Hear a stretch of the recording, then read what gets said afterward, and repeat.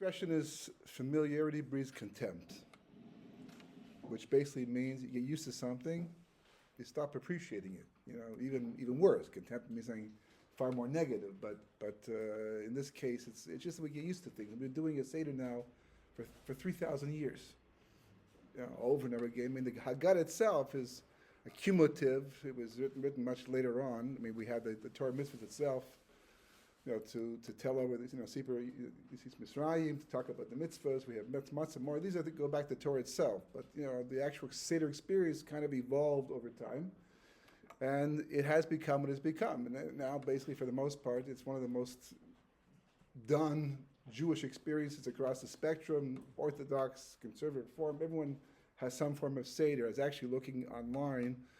I'm actually checking my own books actually, but when they bring up your books or whatever you're ordering, there's a whole list below of all the different types of possibilities, or they connect it all up. It's it's all part of the marketing and advertising of Amazon.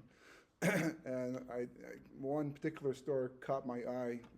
It was very small, so I really couldn't catch up much of my eye, but enough of it that I actually clicked on it to see what it was, and it was 5 or 6 different versions of the Haggadah. The first one was the Reform version of the Haggadah. The second one was the quick version of the Haggadah. The third was all these different. You want a fast seder? Here's how to do it. Everyone's doing it. There's always everyone's involved in some level, some way doing it. For some it's just a family experience. To get together, do something together. Some of these have more or less Jewish content. So everyone's used to it.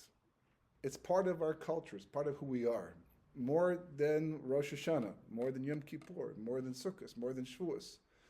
Pesach somehow survived the test of time. Even if people don't actually get rid of all their hummus and eat matzah, nevertheless, the Pesach, the concept, Passover, is part of the world's mentality to a large. There's a huge market. There's a lot of, the non-Jewish world picked up very early and realized it's a huge financial market to get to, because Jews need food and they enjoy eating it, and you can get that hextra on it, then you can sell it and make millions and millions of dollars just off Pesach alone.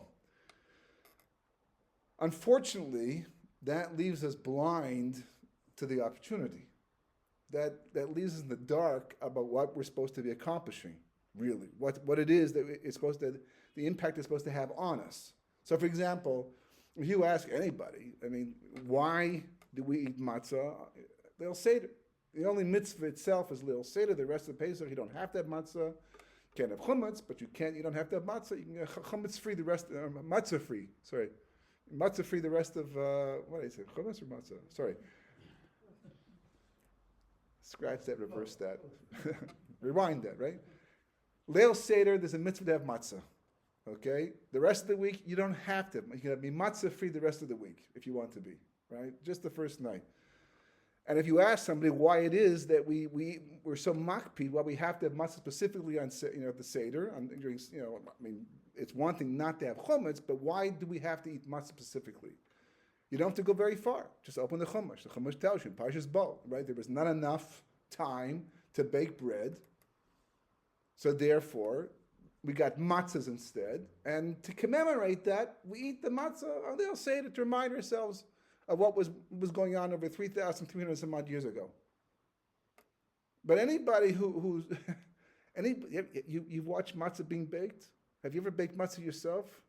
Right? But you watched it? You can go online. On YouTube, there's tons of videos of people baking matzahs. The problem is never not having enough time to bake bread. It's one of the most frantic operations you can possibly imagine. People running around back and forth, doing their jobs very quickly, calling out commands and all that.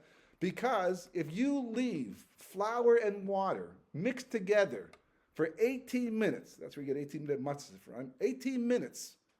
Don't do anything. Just let it sit there for 18 minutes. That's all. Just forget about it for 18 minutes. You know how fast 18 minutes goes, time-wise? You put something down for a second to go do something else, and before you know it, 20 minutes have passed. Nobody, in 3 million Jews that left Mitzrayim, nobody had 18 minutes to bake bread. They didn't forget about it for 18 minutes, and they got chumetz in the end. The amazing thing is not that we have matzah, or that we don't have chumetz. The amazing thing is how we ended up with matzah. It's almost impossible. to have a situation where nobody had Chumash, Leil Seder, back at the time in Mitzrayim. There was tons of time. And the next question is, okay, so let's say, theoretically, there wasn't enough time. You're getting everyone together, packing up the bags, the elderly, the young, the children, women, everyone's busy. And they can't, they put over their shoulders and it bakes in the sun very quickly, right? Let's say there wasn't enough time. But why? Why wasn't there enough time? Why was there not enough time to bake bread in Mitzrayim? What answer do you usually hear? Why wasn't there enough time? We really didn't believe we were leaving? Probably we weren't. Probably didn't. But that wasn't the reason that's classically given. It's probably true. But nonetheless, it was pretty self-evident at that point in time. I mean, Paro was kicking us out. Mm-hmm. The Egyptians. Possessions from the Egyptians. Pardon me? We were taking the possessions from the Egyptians. That's why it didn't have enough time? Yeah. That's true. That could be a reason why. It wouldn't be the first time that materialism got in the way of a spiritual goal. But what's the reason that people give why the Jewish people had to leave Mitzrayim so quickly? Yeah, right. We were told the Jewish people were holding on Mem Tesh Shari Tumah, the 49th level of spiritual impurity. There's only 50 levels of spiritual impurity. There's 50 levels of Kedusha, of holiness, right? That you're supposed to climb, get close to God. And there's 50, some say only 49, levels of spiritual impurity. You know what it looks like to be on the 49th level of spiritual impurity?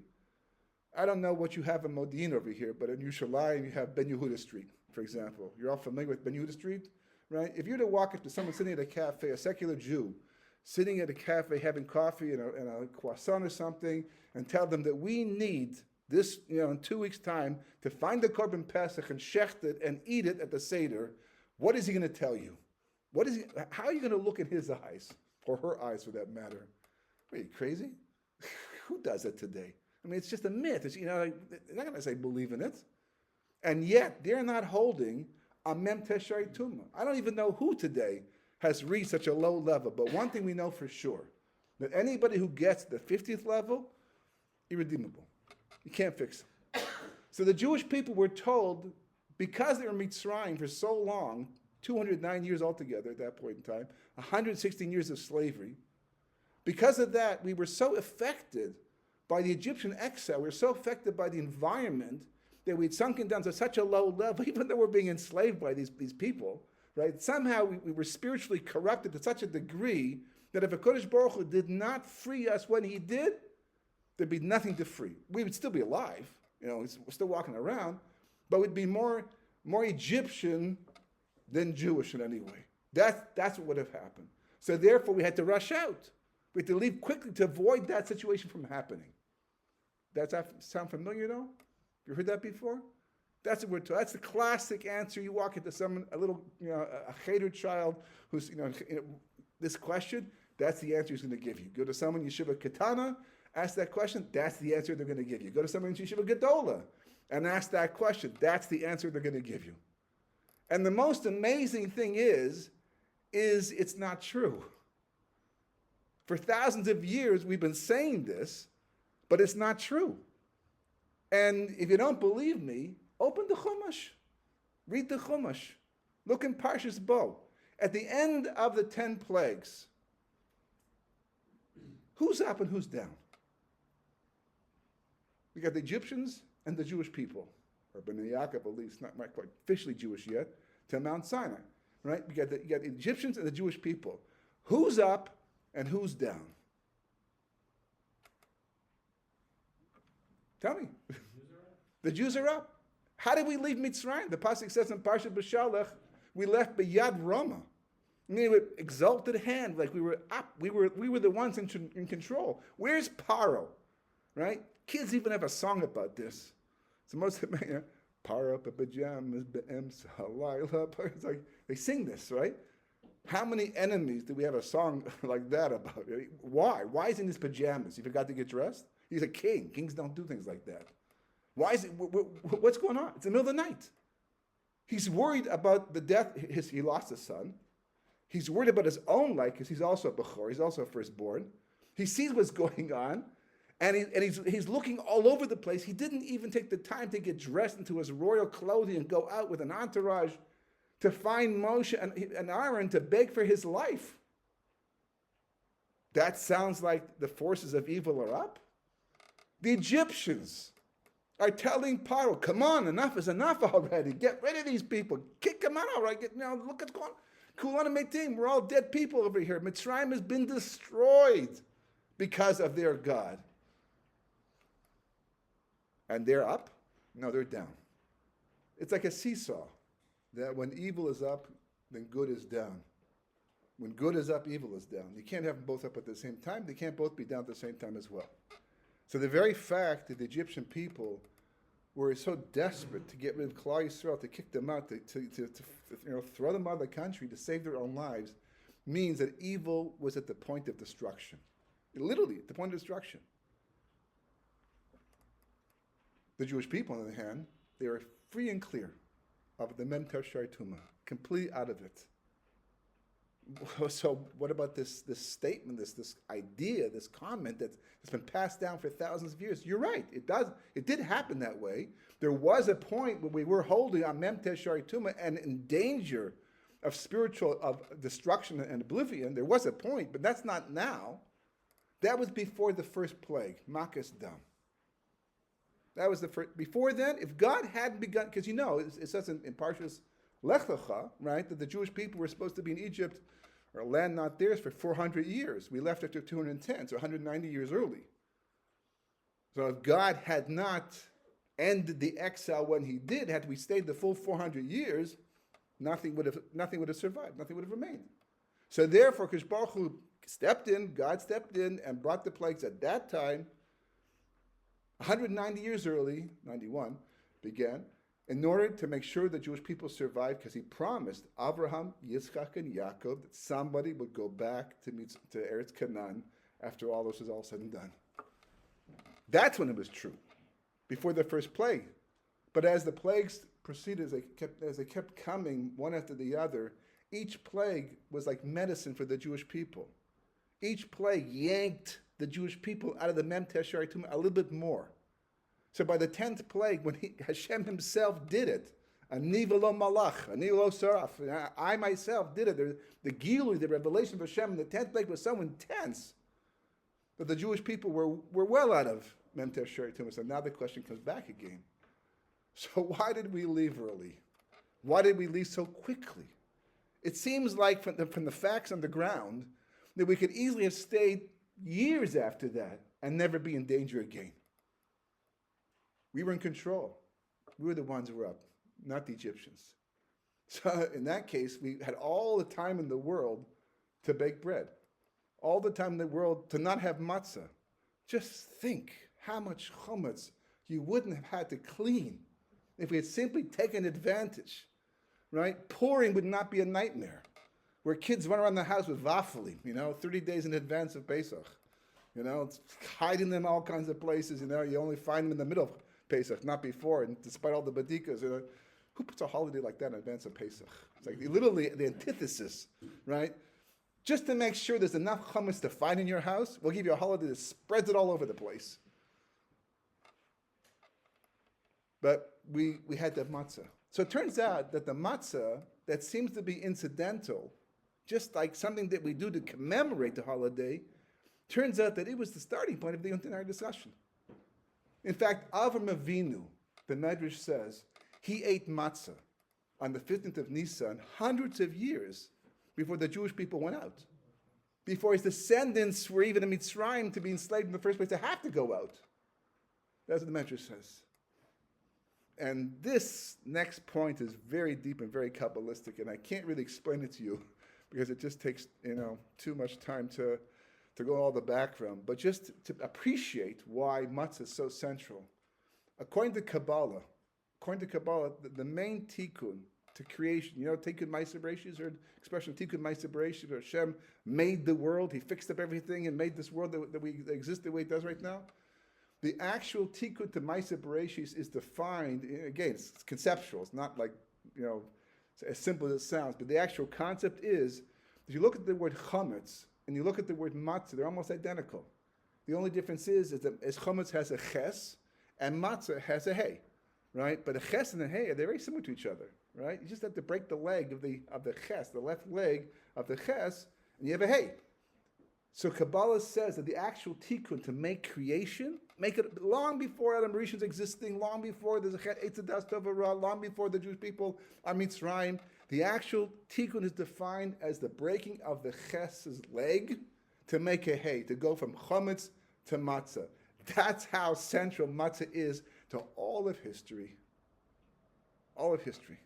We're not eating it just to commemorate what happened back then. We're eating it specifically because that's what Pesach is all about. The Maharal has a whole explanation. He talks about how matzah is just flour and water.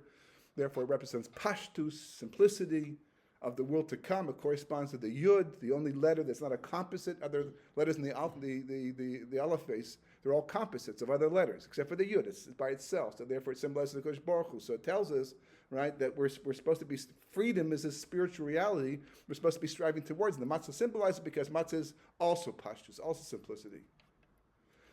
But the main question remains, why did we have to, fine, so we have to eat matzah, but why did we leave so quickly? And if anything's nafachu, right, this is it. This is not Purim, this is Pesach, but Purim is really the introduction to Pesach. It's the hachana for Pesach. It's like putting on glasses, right? When you're born, right, you hopefully have perfect eyesight, and you have it for many, many years, maybe 20s and 30s and whatever. At some point, maybe you can't see so well anymore. So you buy glasses to compensate for the lack of vision, the lack of clarity. We didn't need Purim for the first 1,000 years after we left Mitzrayim. Pesach was Pesach. But as time went on, and we lost our way, and we became confused about our identity, and we were affected by the nations. We went into galus amongst all these things. So we needed Purim like glasses to focus us in advance so we can get out of Pesach what Pesach has to offer. Which is what, in the end? What are we supposed to be getting from Pesach? Well, let's just answer the first question first. Why? Yeah. 80% of us didn't leave, though. Yes, and there's a reason why. This is all tied into that reason, which we'll get to, B'ezras Hashem, after, in a minute or two, or maybe in 2 hours or so. But it's, but the question is, back to the original question, is why we had to leave so quickly? The answer is not to save the Jewish people, to save the Egyptians. The Jewish people were rushed out of Mitzrayim to save the Mitzrim. What? Why? It wasn't the whole point, wasn't the whole exercise to destroy them? To get rid of them? Right? And you're saving them? Well, first of all, what does that even mean? Well, because you have to understand, every makkah, every plague, was an increased amount of God's light in the world, and the more you increase the light of God in the world, the more it suppresses evil. According to the Sfarim, right, according to Kabbalah, that the Sitra Achra, the Sitra Achra, the Satan, that angel that's constantly on our nerves, constantly, real pain in the neck, always trying to interfere with our spiritual growth in one way or another, right? He was on the verge of destruction. Leil Seder, he was this close to being completely destroyed. Of course, in Mashiach's time, Messianic era, he will be destroyed. The Gemara says in Sukkah that Kodesh Baruch Hu is going to shech the Yetzer Hara. It's all part of the same idea. Just whatever it just means that evil will be gone from the world completely. There'll be no more stumbling blocks for anybody. We'll all see the truth and we'll all live by the truth. But it seems that we had an opportunity back in Mitzrayim. If that's what has to happen at the end of history, so then why not have it happen then? Why save Mitzrayim? Just because God's light's increasing. Great, let it keep increasing. And destroy the evil, destroy the Egyptians, and begin the Messianic again. Why did Kodesh Baruch Hu decide this is not the time yet? Why did he interfere with the process? Why did he arrest the process in the end? And the answer is because the Jewish people never did anything to get to that point. It was all a gift. If Hashem hadn't begun the first plague, Makas Dam at the very beginning, we would have assimilated. We would have lost our identity completely. We would have just disappeared as a people. Avraham, Yitzchak, Yaakov, history. Nothing left behind whatsoever. So Hashem, he interfered. He stopped into history, turned it upside down, to make sure it didn't happen. Each of the makkos along the way increased our revelation, increased our understanding and perspective of what we're supposed to be like. But again, it was all imposed from the outside. It's like somebody who's being handed the answers to the test each time, the exam, before they write it, right? You end up getting 90%, 100%, whatever. But is it really yours? Because you were given the answers. You're fed the answers in advance. So whatever you're answering, it's not showing how much you actually know. It's just showing how much you can remember by looking at the answer. That's what it's like for Klal Yisrael. We never, ever, and this is the point, we never chose Geula for ourselves the entire time. If at any point in time, the Jewish people in Mitzrayim had said, you know something? We've lost our way. We're supposed to be anticipating redemption. There's a mitzvah in the Gemara itself. The Gemara brings down, there's a parenthetical, but the Gemara brings down that we're 6 things they ask you on Yom Adin. You heard about these 6 things? Shabbos, Lamed Amad, for those who do Daf Yomi, right? Shabbos, Lamed Amad Aleph, right? Mention 6 things that they're going to, Lamed Aleph, Amad Aleph. 6 things they're going to ask in Yom Adin, right? Did you deal honestly in business? Did you try to have children? Right? Did you establish times for learning Torah? I always forget. It's like a shopping list. 5 or the 6, but did you? And then it gets this one. All of them, in themselves are kind of like interesting because of all the mitzvahs we had to do. Why these specifically? But we can see it that you learn Torah. That you learn, from your Torah how to learn. I think, but there's one mitzvah in there that's very interesting. It's called Tzipisa Yeshua. That's the language. They're going to ask you on Yom Hadin, of the 6 things they're going to ask a Jew on their day of judgment, is going to be Tzipisa Yeshua. Did you anticipate redemption? What does it mean to anticipate redemption? What does it mean to anticipate anything? If I'm flying some point in the day, my whole day revolves around that flight. I'm thinking myself, I'm planning that's the starting, I got to be at the airport by a certain time, 3 hours at the airport.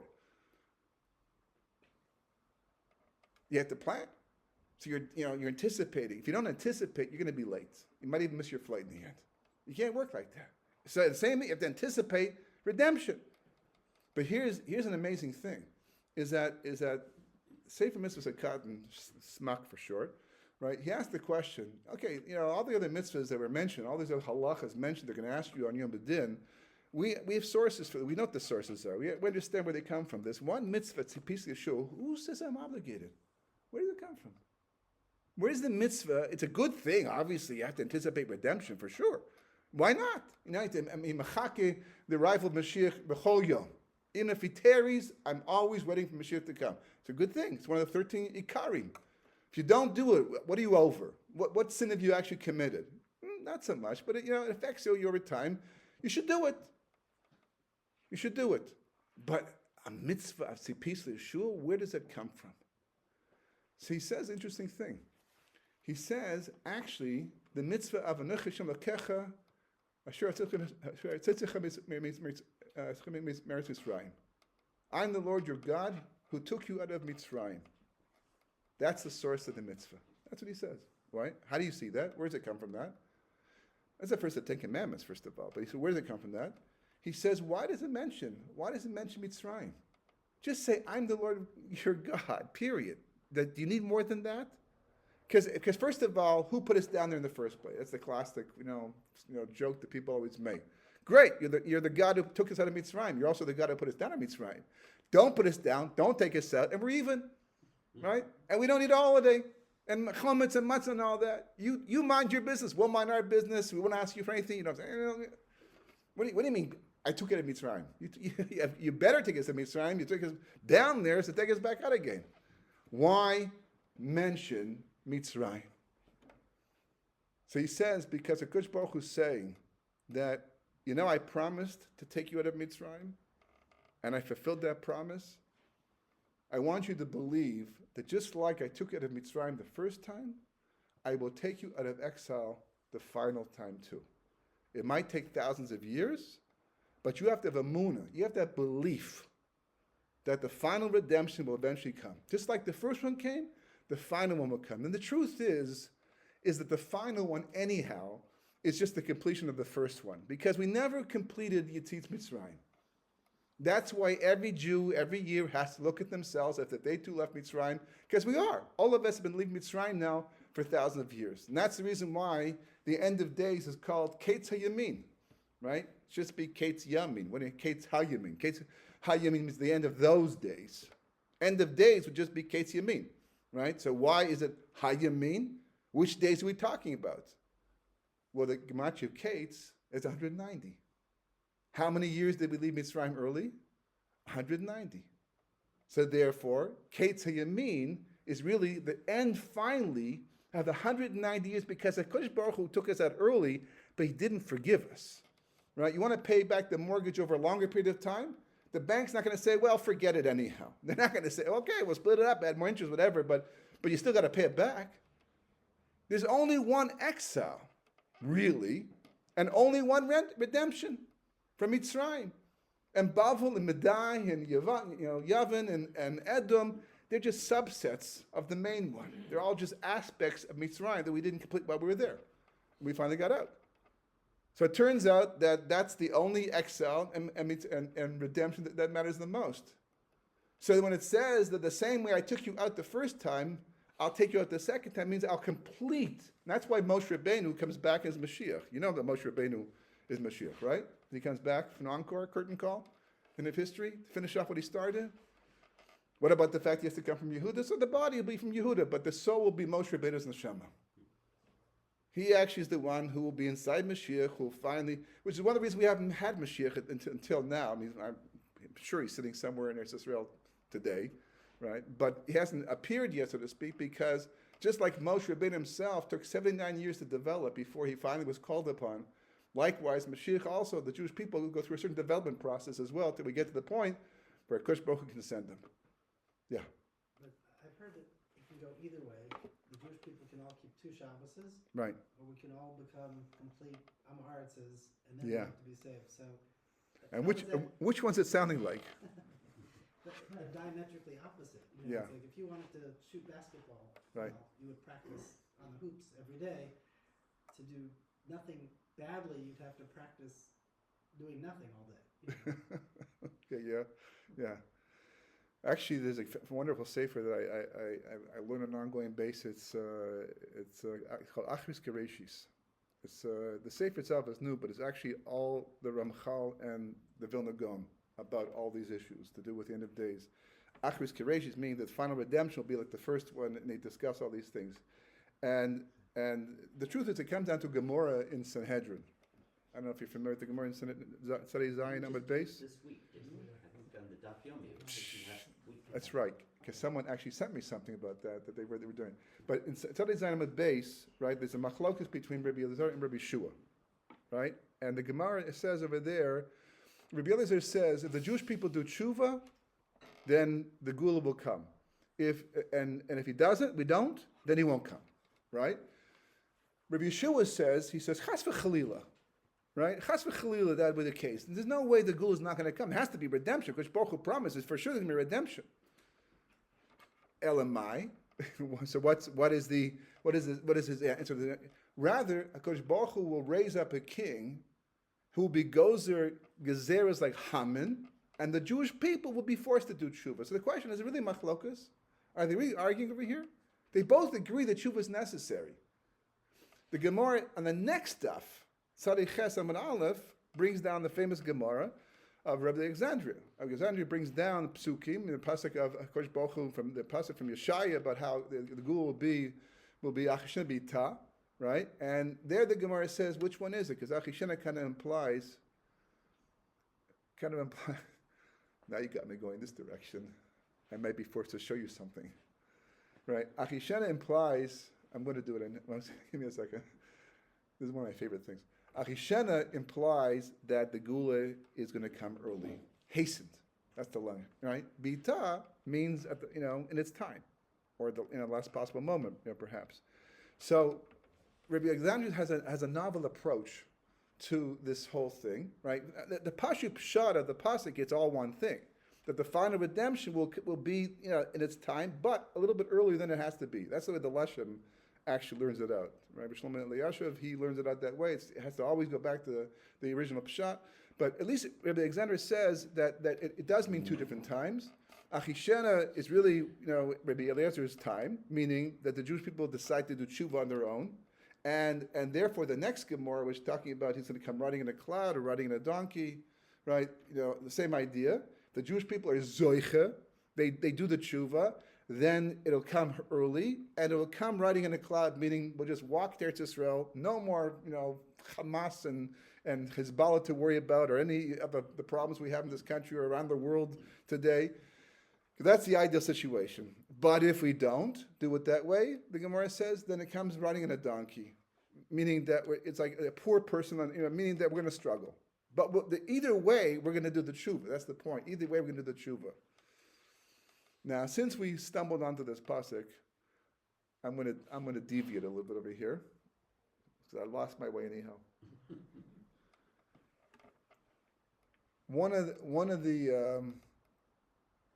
the big disagreements over the last 70, 80 years, not so much today as much, but certainly going back to 1948, was whether Eretz Yisrael, getting back the country into our control, our hands, being handed over to us by the UN, at least from that time, right? Whether that really is a chelak of the Gula Shleima. Speaking of Gula and leaving Mitzrayim and all that, right?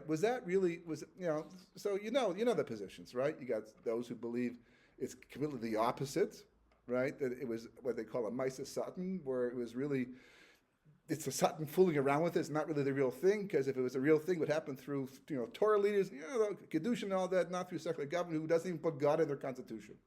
At least in the American Constitution, there's a reference to God. We don't have it ever, in our Constitution. So, what kind of Jewish state is that? So therefore, they reject it altogether. There's the other side, let's say, the religious Zionists, who not only believe that it's a chelak of the Gula, but they celebrate it every year in Yom HaSmud, and they daven for it, and they say Hallel, and the brochen like that. They take it seriously. Then there's the middle ground, which is pretty large usually, and you get people on different levels, yes, no, yes, anything like that. But it's been a very confusing point. So I can't say this with absolute certainty, but I will tell you this is an amazing thing. There was a Rav in Haifa. I have my binder. If I need it, I'll go get my binder. I'm going to try and do this outside right now. You want to see the picture? I can show you the picture after. But there was a Rav in Haifa who decided, I'm sure he's not the first one to do this, but he decided, it wasn't really relevant until 1948 anyhow, but there was a Rav who decided to take the gematria of the words Achishena Bita. I do need my binder. Excuse me for 1 second.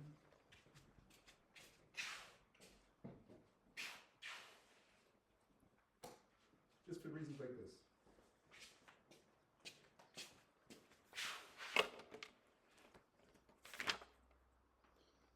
Okay, that's the picture. Now I'll explain to you what it means. Okay, this is the pasuk, right? Ani Hashem Bita Achishena. That's the pasuk, Mishaya. He took the gematria of the words Bita Achishena. So the gematria of Bita is 377. The gematria, you heard this before at all? No? Right, the gematria Achishena is 374. If you add them together, you get 851. Total, the two words, okay? What's the big deal? The number's a little familiar, because if you look in, I think it's Parashat V'eschanan, where it's talking about, it says what's the lashon v'shinantam, not v'shinantam, but yoshantam. One of those, but vinoshantam, I think is the word basically, and it's talking about the Jewish people, how they'll grow old in the land and that. Of course, Baruch, and Rashi brings it down. He says that the gematria vinoshantam is 850, because the Jewish people were sinning. They were doing the opposite of the Ratzon of HaKadosh Baruch Hu. They weren't doing what they were supposed to do in the land. They mechal the land. And if they had stayed that way for 852 years, Hashem would have destroyed the Jewish people. That's how close we came to destruction. So instead, once again, he took us out early. After 850 years, he took us out so that the base of Mikdash was destroyed instead of us. That's why it's in this week's Parsha. Actually, the Medrash brings down Dafka this week's Parsha. It mentions the word Mishkan twice, because Mishkan is really Mashkan, and the Mishkan was like a Mashkan for the Jewish people, meaning it was in place of us. There's so many different points coming in my head as I'm talking to you right now. It just takes so much time to go through all of them. But the point is that 851 is very close to that. So maybe there's some kind of connection, some kind of but it's off by one. Okay? But This Rav, and I don't even know who it was, because I got this from a friend of mine, I have a chavrusa on Zoom who lives in Ma'alot, and he was one who heard it, so I didn't hear it. He heard it, and he told to me. So I wouldn't have heard it if he hadn't told to me. That's the first piece of Hashgacha Pratis over here. Okay, he shared it with me. And this Rav worked out, and he said, well, first of all, what is the official date that the UN decided that the state of Israel should be a homeland for the Jewish people? What was the official date? 11/29/47. Good for you. That's not what most people think. Because the official announcement was the 5th of Iyar, 5748, next year. Think about 6 months. But the actual date that the UN voted and decided that Israel can have its homeland back, right, is Tes Zayin Kislev Taf Shin Ches. That's the date. Now he added up the gematria of these words. Now first of all, I have to understand, Kislev is written with a Yud. Kislev is an Aramaic name. That name, the month was taken by most of our names of our months were taken from the Babylonians, so it's Aramaic, and it's written with a Yud. Kof Samach Lamed Yud Vav. We don't write the Yud basically, but it's part of the name. Okay, so he took the full name, and you don't add the Hey by the year, because since the millennium only changes once every 1,000 years, we know it's the it's the 6th millennium. So therefore, when we write a date, we write Tav Shin Ches. We don't write Hey. You can write Hey Tav Shin Ches. We don't have to. No one does that. No one's really known to do that, b'chala whatsoever. So you add up the gematria of all of that, right? The Tes Zayin, which is 60, the Kislev, which is 20 plus 60 plus 30 plus 10 plus 6, and Tav Shin Ches, which is 400 plus 300 plus 8, and the gematria of all of that came to 850, which is, neat, fascinating. It's off by 1, which, by the way, in gematria you should know is not such a big deal. There are gematrias where you can be off by 1, more or less. There's kolos also. There's ways to get around. But if you're presenting this to a group of people and you're trying to make a point with it, it's going to bother people. It's going to bother people. It's off by, to be this close already is statistically quite amazing, but nonetheless, people want to be halak, want to be, fit up, tell me it fits perfectly, that's fine. But that's as far as he went, right? The 851 and the 850, right? Amazing. That you have this date that the state was decided in the UN, right? And you have this has nothing to do with what I talk about tonight. Well, actually, everything to do with what I talk about tonight, just a different avenue to get to that final point. But he left off with this. Now, what was interesting was that he didn't have more resources to go beyond this. So he thought it was amazing, and he taught it over, and it was taught to me, and I also thought it was amazing. But again, the one was bothersome. So it happened to be that another piece of Hashgacha Pratis, divine providence, was that I had in my possession a sefer. The sefer is called Tuva Arts. You ever hear of Tuva Arts? Unlikely. Why? Because it was a sefer that's been out of print for hundreds of years. It's now in print, but it was out of print for hundreds of years. It was written by Rav Nassim Shapiro, who was the chief rabbi of Jerusalem in the 1600s. He was a big makubal. He came from Krakow, Poland, and he was a rabbi in Yerushalayim, and because the community was so poor, he was forced to go to Europe to fundraise, to raise money for the yishuv, which he did. And as divine providence would have it, while he was there, he got too sick to return. He eventually did come back, but he was too sick to return, so he had to stay in Italy. That's where he was at the time. Now, at the same time, they just uncovered the manuscripts of the Arizal in the 1600s that were in the possession of Chaim Vital, where Chaim Vital wrote them down, right? That eventually became the Kisvei Arizal, the writings of the Arizal. They just found them. Since most of the Makubalim, the Kabbalists were in Italy, they sent them there. And he happened to be there, and he was a respected rabbi, and they gave him the writings of the Arizal to do with Eretz Yisrael. The Kabbalistic, Midrashic type writings, phenomenal sefer. This is a game changer.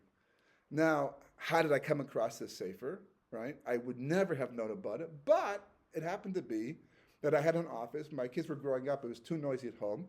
So I took a little machzan down the hill to work, to write. I had enough space, and I had a friend of mine who was a sofer. And he was writing Sefer Torah. He had the same problem at his house, right? So I offered him to come into my office to share my space. No rent-free, but just to share the space. He's a good friend of mine anyhow. Great guy to schmooze with, too. So it was a win-win situation.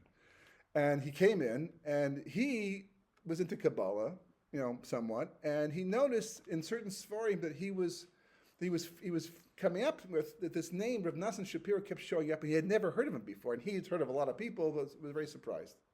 So he did some investigation. He went to Hebrew University because they have a huge, massive library on microfiche of old Sfarim, and he did check. He did to find the Sefer, and he found the name, and he found the Sefer.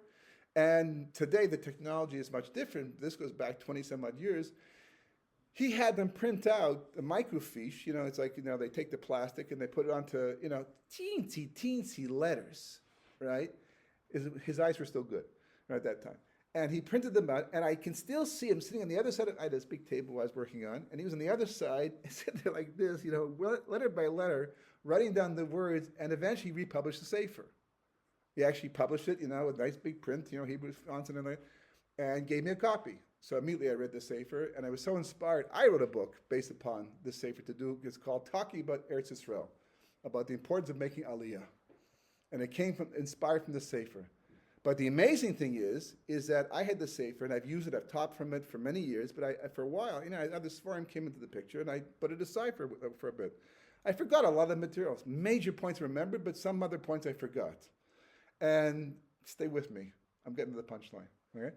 And what happened was that 2 weeks before this was sent to me, somebody out of the blue asked me a question that forced me to go back to that Sefer to look for the answer to his question.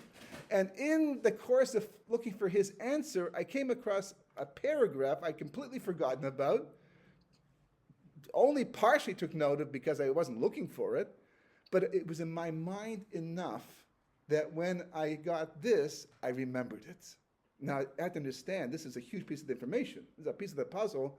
Do you understand the divine providence so far in all of this? That I would be, that A, I would know about the Sefer, B, I'd be forced to go back to it 2 weeks. If I had gotten back 2 weeks later on, I have another story like this. It'll blow your mind, but not right now, right? This is, it's like unbelievable. So I remember the Sefer said that it's talking about tefillah. Jews pray all over the world to Hashem, right? When do those prayers go to Shemayim? Right away?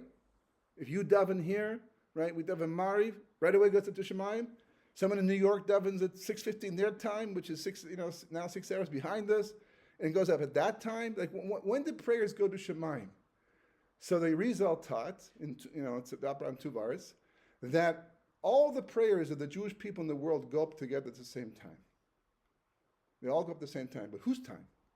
So it says that since Eretz Yisrael is the main place that Jews are supposed to live, everything goes after Eretz Yisrael. In other words, when we daven Nates, that's the real Nates, right? When we daven Mariv, that's the real Mariv. Whatever their Mariv last night, they had to wait till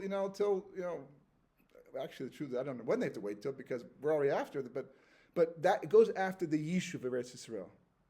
Everything, all of Jewish history, goes after the time of Eretz Yisrael. So it occurred to me, right, that, okay, well, that's great. Let's take a look and see what time the vote took place. It took place in New York, right? So, you can actually look these things up. You can look and see what sundown was in 1947. They have it all recorded.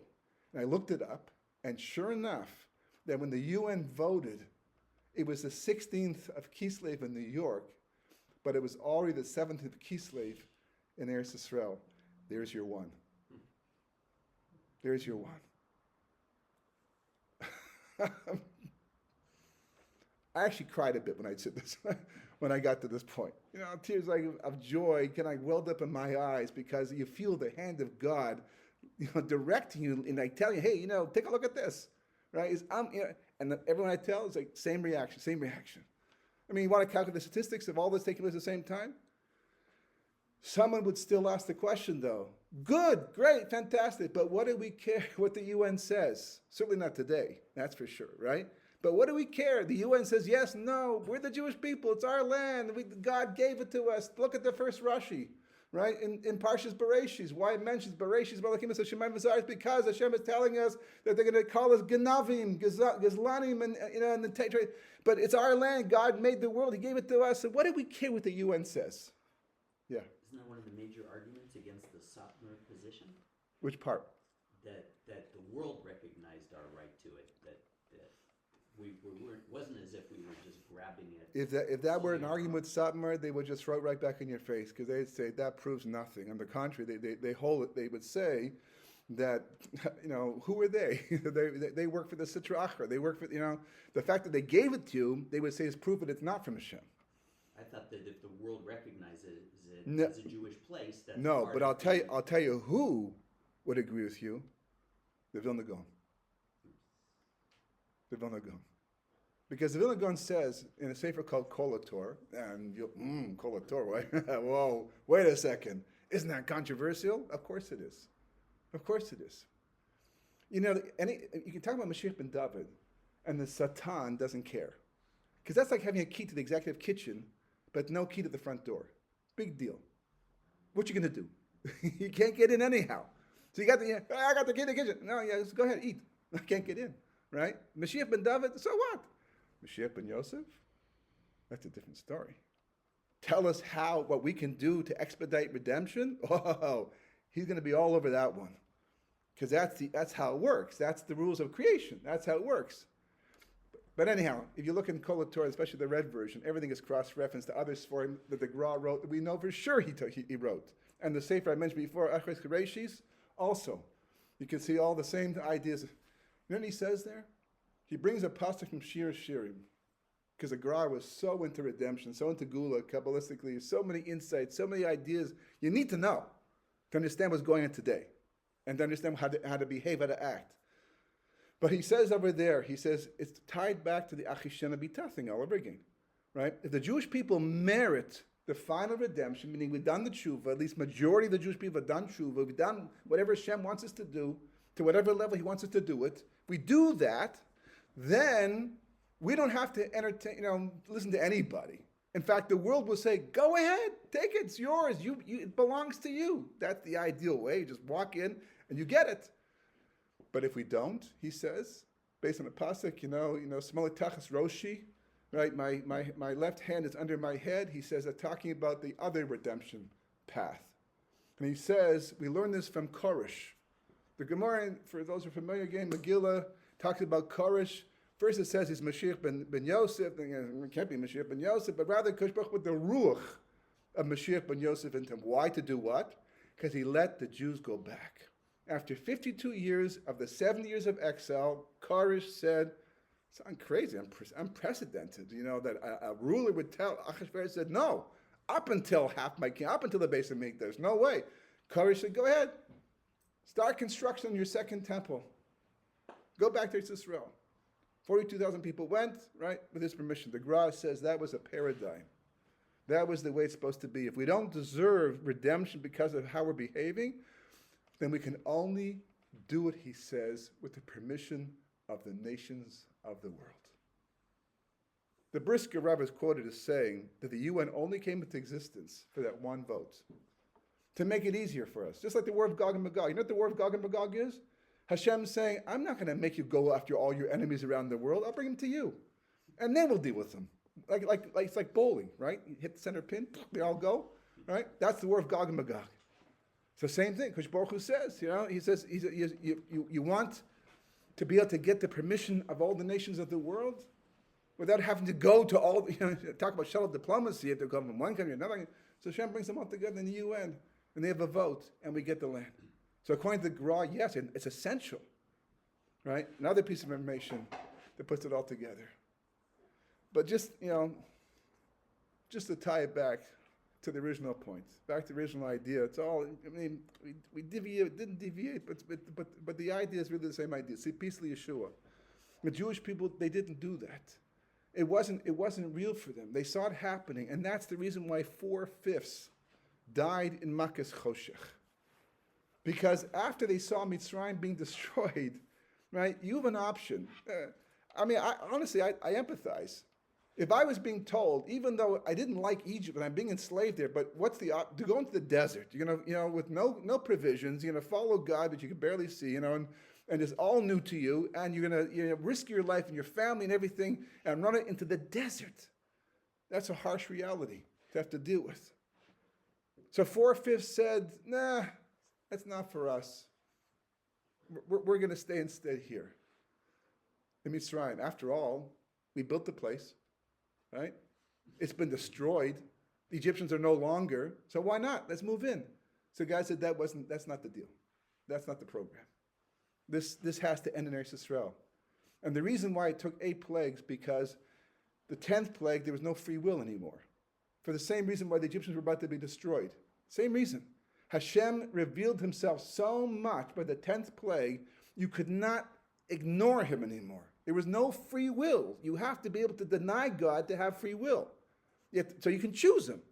So Hashem said, if by the 8th plague, you're not on the same page, you can't stick around for the 10th one. So the 9th plague is when Akash Baruch Hu took him out. But here's the most frightening thing about all of that. Right? The most incredible thing about that is that the Gemara says, V'chein Yimosim Mashiach. Another Gemara in Sanhedrin, right? That's on Kuf Yud Aleph, right? Amad Aleph over there, right? Gemara says that just like the 4/5 died in Makas Choshech, likewise the 4/5, well, whatever the number, it doesn't really say 4/5, but the similar scenario will happen also Yemosim Mashiach. And the scary thing is that no one argues.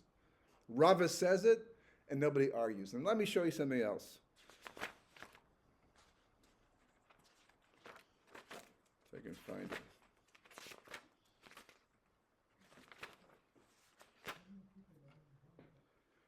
The plague of darkness is the only plague to affect the Jews. Right? Everybody else is fine until that plague. How many Jews die? 12 million Jews. 4/5 of the population. There were 50 million Jews before the plague of darkness. 3 million Jews left. Do the math. 12 million Jews died. 12 million Jews died. I don't know how they covered that up. Right? Even they had 3 days to knock them off and to bury them. Right? Somebody had to say, where'd everyone go? It's like, weren't there a lot of you before? You know, it's like, but we don't deal with that issue. Okay? The pasuk is talking about Makas Choshech, the 9th plague, right? V'yomer Hashem Moshe neteh yedcha al shamayim v'hi choshech al haaretz Mitzrayim v'yamesh choshech. That's what the pasuk says, right? Hashem said to Moshe Rabbeinu, stretch your hand out over the shamayim, and there'll be darkness over Mitzrayim, a darkness that can't be felt. So the Medrash talks about the fact that if you're standing, you couldn't sit. If you're sitting, you couldn't stand. All right. Rashi brings down different possibilities, what the root, kind of like mamashis, what the root is, right? After World War II, I believe it was Rev Weissman, but that's what I remember seeing, but it might have been somebody else because it's been many years since I saw it, but this part is not the part that's hard to remember. Someone decided to look at the word v'yamesh, right? The word v'yamesh, vav, yud, mem, shin. That's how it's spelled. And I don't know, he tried other things. He may have tried other things before he got to this one, but this is what he ended up with in the end. You take the letter, and this is a valid form of gematria. We do this all the time in gematrias, okay? If you take the letter before each of the vav, the yud, and the mem, and the shin. Hey, tet, lamed, resh. Hitler. In the 9th plague. Now, do I know for sure God built into the Torah a reference to Adolf Hitler, Yamach Shvov Zechro, in the future, 1,000 years later, that this is going to happen again? No, I don't know that for sure. But it's the only plague that killed millions of Jews. And why? Because they weren't mitzapa Yeshua. Have you ever heard of the Avar agreement? Which agreement? Avar agreement. From the word lavor, right? You never been before? I also didn't, until I read Beryl Wine's book on history, but it's very important to know about it. Between 1933, when Hitler first came to power, and 1939, the Nazi Party worked together with the Jewish Agency at that time to allow Jews to emigrate from Germany. There were 160,000 Jews who could have left Germany with their possessions too, by the way. 60,000 chose to leave. 100,000 stayed behind, saying, I'm just as German as the next German. I don't need to leave. And they all died in the Holocaust. There are families in Eretz Israel today who have been here for generations who came from those 60,000. They came to Palestine during the 1930s. They had pretty much almost all their possessions, and they survived the war. Because it's all part of this piece of Shua. It's all part of recognizing. And if I have more, there's so many details to go over, but I'll just tell you that, Yaakov's dream of the ladder, where the angels are going up, Galus, the Galus Bavel, Galus Madai, so Galus, the angel of Bavel goes up 52 rungs because he's only going to last 52 years because the Persians came and they conquered the Babylonians, and that became Koresh's government, and 18 years of that, till Haman, Achashverosh and all that. And then you have Yavin, 180 years, 180, and how many rungs did the angel of Edom go up? Kept going. And going and going and going and going. We never hear the number, but the Medrash says, well, actually, Alpi Kabbalah, that whenever you have a number like that, usually it means a multiple of thousands, 1,000, 2,000, something like that. 2,000 actually is a very important number because, as you know from the Gemara in Sanhedrin, right, the world is divided into 3 periods of 2,000 each. 2,000 is a very insignificant number in this cheshbon, right? So it turns out that if you just look in Wikipedia, when did the Holocaust actually begin? What was the official date starting by the Holocaust?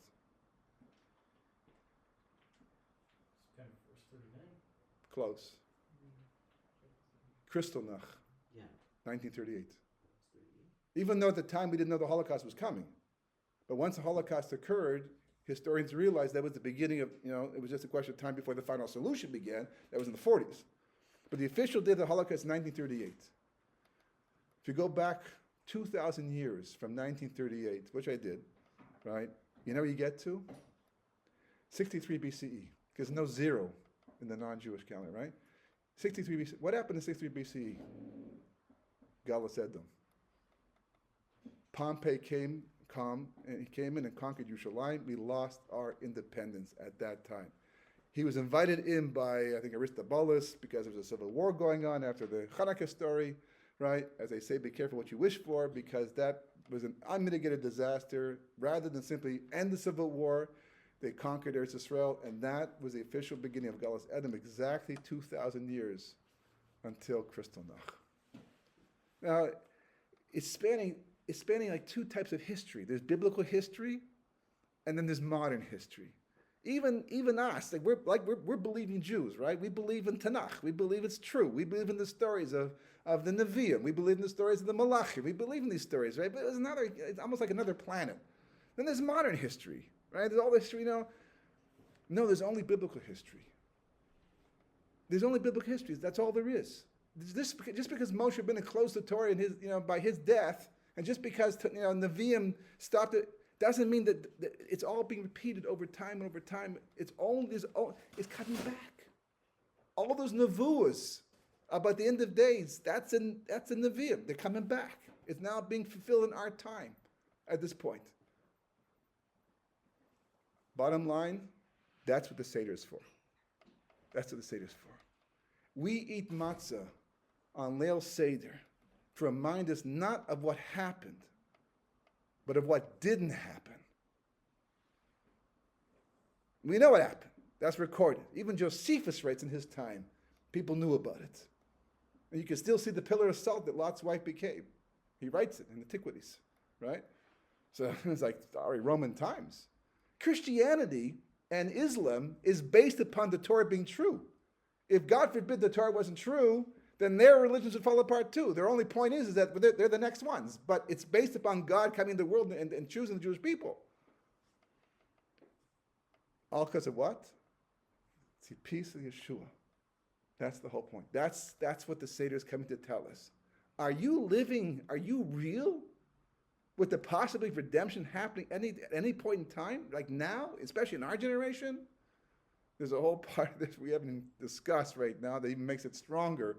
The argument even stronger. But that's the point. That's what the matzah is. We had to eat matzah specifically on Leil Seder because Baruch Hu arranged it. He made it that we wouldn't have enough time to bake bread. It was a miracle. The miracle was that no one baked bread. That is a huge miracle. Because he wanted us to have matzah. Because matzah is all about the tikkun, it's about the world to come, about the proper approach to life. It's all those things. But more importantly, it's about telling us what happens if you don't anticipate redemption. You don't live with the reality of it from moment to moment, from day to day. If you do, achishena. You can bring Mashiach. There's still time. It's not yet over. As they say, it's not over till it's over. Right? It's not yet over. There's still time to bring it early. If we anticipate, that's the tshuva we have to do. Everything else will follow from that. If we don't, then we're basically leaving ourselves on a track for the war of Gog and Magog and all that. Even though the war of Gog and Magog is not only to destroy the Jewish people, it's really get rid of the enemies, but it's going to be a scary time. Even what's going on today, the sirens go off. The miracles are unbelievable, how much we get saved from each of these missiles. You get to see them explode in the air and all that. But who doesn't run to their shelters and who doesn't feel nervous and anticipate? It's not a great way to live. But all of that is just to get us into this mode of being mitzapa Yeshua. And if we're able to do that, God willing, we should be able to stand up straight and strong and not have to face our enemies, but instead face Mashiach and greet him with open arms, open minds and open hearts, without having to go through any more struggles.